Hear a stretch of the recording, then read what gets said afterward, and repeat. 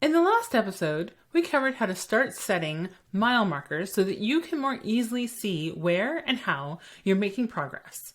We also decoded KPIs and laid out step 1 of finding metrics that matter, and that was to set goals.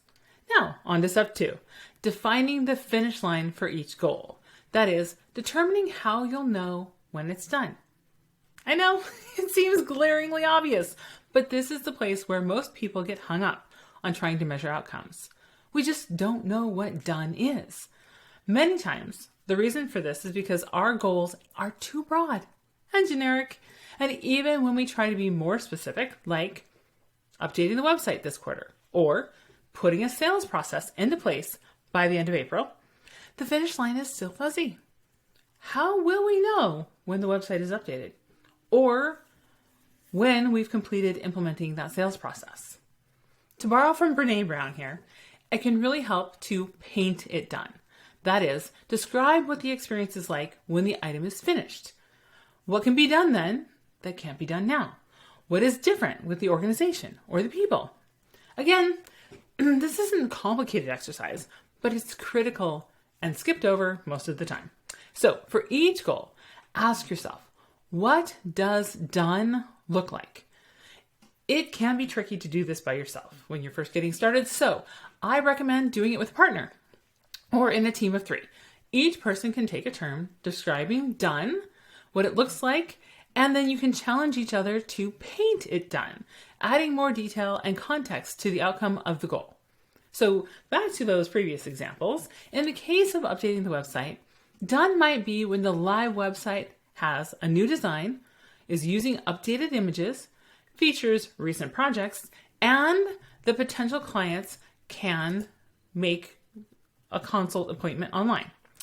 In the case of putting a sales process in place, done might look like there's a written document outlining the sales process, and all salespeople have reviewed it and given feedback.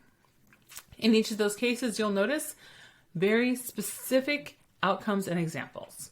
So going through this exercise with our clients and even internally for ourselves, when we're visualizing the outcome of the goal and painting it done, this usually ends up revising our goals because the original goal is then determined to be too big and we need to break it down into multiple goals, or we get additional insights into what is actually needed from the goal and we can give it more detail.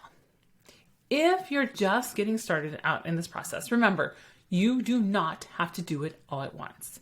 You can look at the goals and prioritize which ones you want to start measuring first. I suggest choosing one and then going all the way through this process with that one goal so that you can start collecting data and measuring for that goal.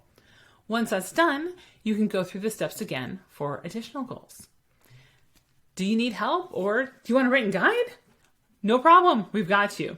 Head on over to FieryFX.com/5 steps to download a worksheet to help you define the metrics that matter to your business and success.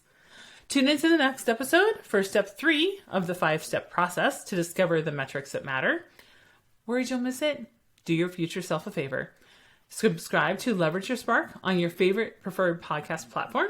You can also subscribe and share at leverageyourspark.com.